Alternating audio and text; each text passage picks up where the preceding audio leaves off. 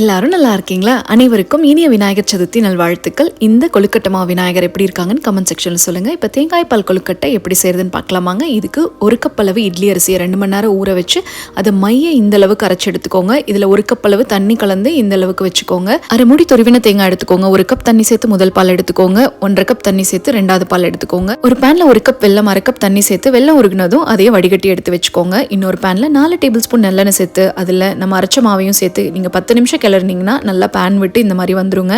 இப்போ நம்மளுக்கு பிடிக்கிற பதம் இருக்குங்க. இப்போ இதையே உருண்டையாகவும் பிடிக்கலாம், இல்லாட்டி நீங்கள் இந்த ஷேப்பில் கூட பிடிக்கலாம். இப்போ ஒரு பேனில் 2வது தேங்காய் பால் கூட 1 கப் தண்ணி சேர்த்துட்டு நல்லா கொதி வந்ததுக்கு அப்புறமா இந்த உருண்டைகளை ஒன்னொன்னா அதில் சேர்த்துக்கோங்க. இப்போ இதுலேயே உருக்கின வெள்ளத்தையும் சேர்த்து ஒரு 10 நிமிஷம் போல் நல்லா கொதிக்க விடுங்க. அதுக்கப்புறம் அந்த மாவை நீங்கள் எடுத்து அழுத்தி பார்த்தீங்கன்னா உடையாமல் வரணுங்க. வெந்திருச்சுன்னு அர்த்தம். இப்போ 2 நிமிஷம் கழிச்சு ஏலக்காய் தூள், முதல் தேங்காய் பால், தேங்காய் துருவலெல்லாம் தூவி இறக்குனீங்கன்னா சூப்பரான தேங்காய் பால் கொழுக்கட்டை ரெடி ஆயிடுச்சுங்க. கண்டிப்பாக இதை ட்ரை பண்ணி பாருங்கள். ரொம்ப நல்லாயிருக்கும். தேங்க்ஸ் ஃபார் வாட்சிங்.